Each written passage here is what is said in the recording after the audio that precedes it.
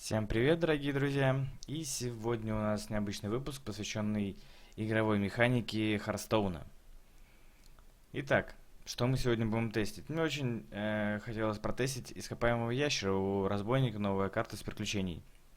Сколько можно настакать предсмертных хрипов своими силами, без всяких чё? И методом шаг сквозь тень. Конечно, можно повращать хмелеварами, но дело такое, я хочу просто их потестить как с боевым кличем. Также мы будем тестить не только ископаемого ящера, мы протестим также безумного алхимика, как он будет выдавать боевые кличи под Штормградом. Потом потестим мы Латхиба, интересно, будет ли он давать плюс 10 заклинания, соответственно, если заклинание стоит одну ману, вы его не заюзаете. Тоже интересно, стакаются ли ревендеры, возвращаются ли две карты у вас в руку хмелеварами. И все это я вам покажу в сегодняшнем выпуске, а помогать мне будет мой закадычный друг Керби. Отдельно ему спасибо Он мне помог с созданием этого видео. Поэтому поехали. Посмотрим, что из этого получится.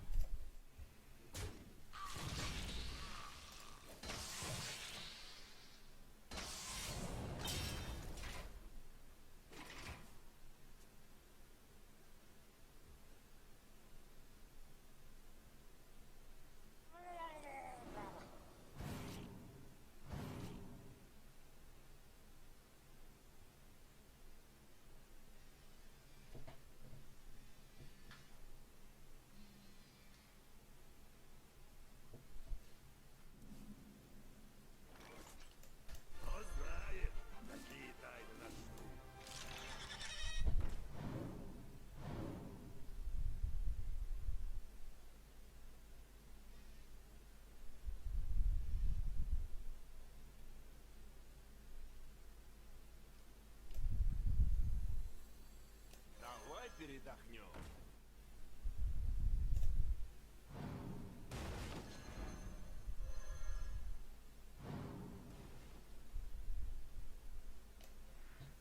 Что-то мне нехорошо. Тебе понравится мой новый рецепт.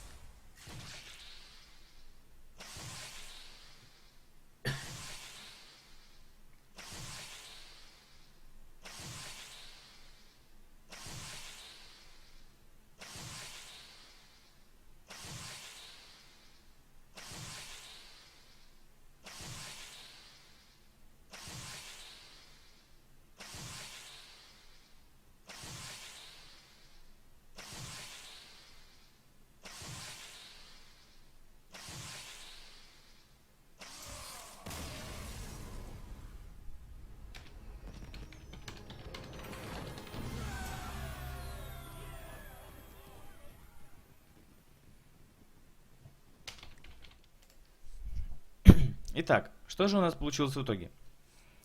У нас мы протестировали колоду. Интересные моменты я вам показал, неинтересные. Такие, как, например, вождь Северного Волка становится просто 2-2, а не 1-1 в плюсике.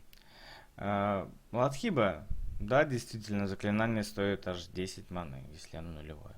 То есть это довольно-таки жестко. Тихосуп черного железа, он боевой клич, соответственно, он дает единожды, так как уже существо будет с неполным здоровьем. И он действует 2 раза под бронзобородом, только если у существа есть бабл. Ну или яйцо. Барон Ревендеры не стакаются. Карта Хмелеварами возвращается, но только 1 раз. То есть, а 2-й раз он кидает бочку вам в руку и только пачкает ваши карты. Ну, у ископаемого ящера мы настакали через шаг сквозь тень 32 предсмертных хрипа. Можно было, конечно, как я уже ранее говорил, возвращать хмелеварами и тому подобное. Но заморачиваться мы так не стали, все равно там был ритуал. Потом, что еще у нас? Ну, собственно, все, по-моему. Да, учитель фехтования. Учитель фехтования уменьшает стоимость вашего следующего использования силы вашего героя на 2 маны. Делает он это 1 раз, даже под бронзобородом.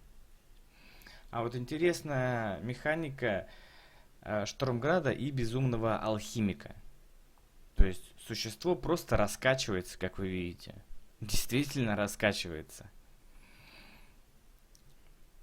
Мы просто спорили с моим другом Керби, и он мне доказал то, что он прав. Да, Безумный Алхимик действительно разгоняет существо, но держать эту карту для разгона, для бафа, ну, дело такое.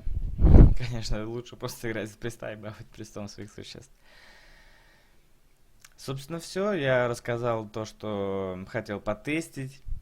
Если у вас есть какие-то вопросы по механике, и вы хотели бы, чтобы я их потестил, пишите свои просьбы в комментариях.